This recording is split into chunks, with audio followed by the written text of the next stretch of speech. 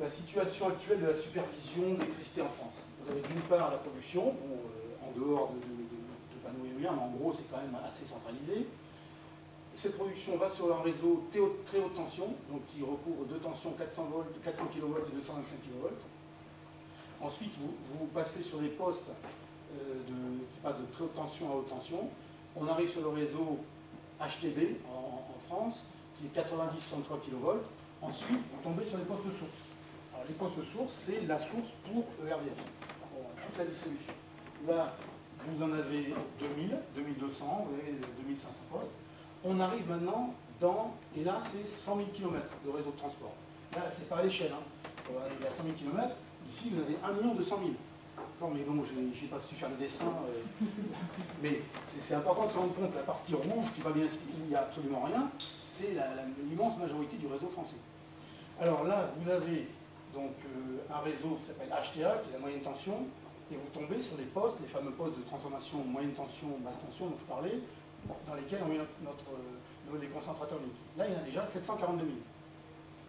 Des gens connaissent, mais des gens ne connaissent pas. Donc juste dire ce que c'est qu'un compteur Linky, c'est un compteur bleu électronique, donc on a rajouté un modem CPL pour communiquer, une horloge, pas mal de microcodes, un interrupteur, qu'on puisse commander à distance, et puis du cryptage.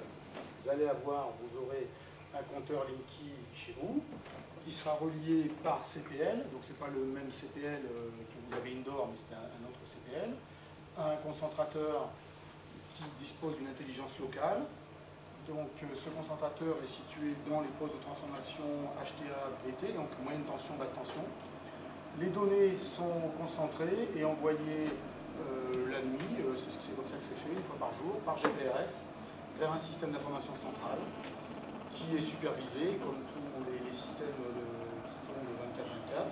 Et ensuite, les fournisseurs comme GDF Suez, Direct Energy, EDF Commerce, vont prendre des données chez ERDF.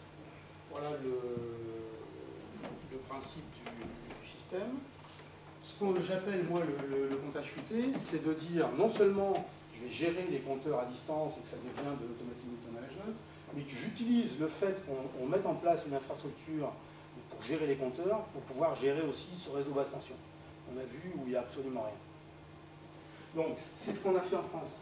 C'est pour ça que ce système, cette façon de concevoir les systèmes de comptage intelligent n'est pas du tout limité au comptage, mais est aussi, en plus, orienté vers la gestion du réseau basse tension. On peut imaginer, et ça c'est facile, techniquement tout est possible, qu'un compteur soit aussi Energy Box, fasse tout. Papa, maman, voilà. Mais là, quand vous multipliez par 35 millions, c'est plus du tout la même facture. Hein. Donc, là où il y a des grands nombres, on met l'intelligence, mais pas trop, et on reporte l'intelligence au niveau du concentrateur, où là, il n'y en a plus que 700 000. Vous voyez, et là, c'est un ordinateur, et c'est très, très souple, c'est du logiciel. Voilà. Donc,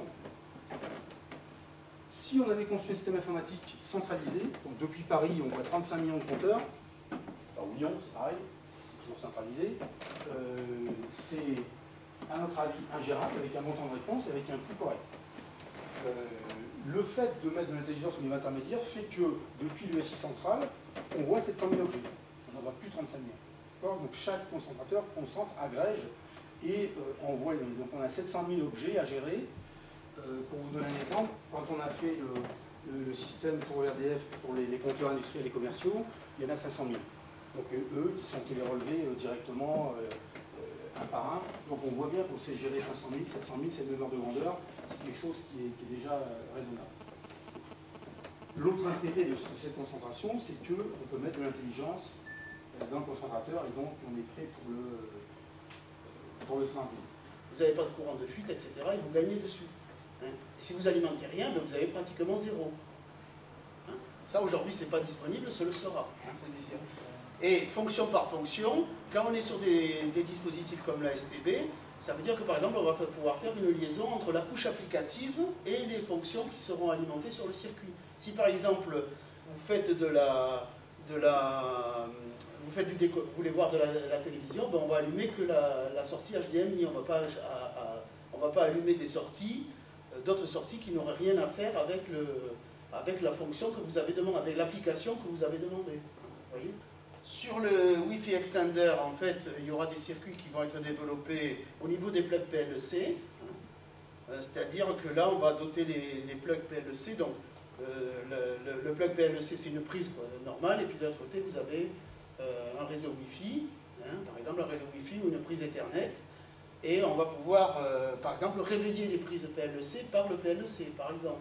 On va pouvoir faire des adaptations au niveau du Wi-Fi Extender en fonction de la puissance d'émission par rapport à la qualité d'émission, par exemple, par rapport à la couverture dont vous avez besoin. Et ça émergera à la fois aux économies d'énergie et à la baisse des rayonnements. Il y a des problèmes d'acceptabilité au niveau des usagers. Est-ce que les usagers les utilisateurs vont accepter, quel est le compromis qu'ils vont pouvoir accepter entre qualité de service et économie d'énergie?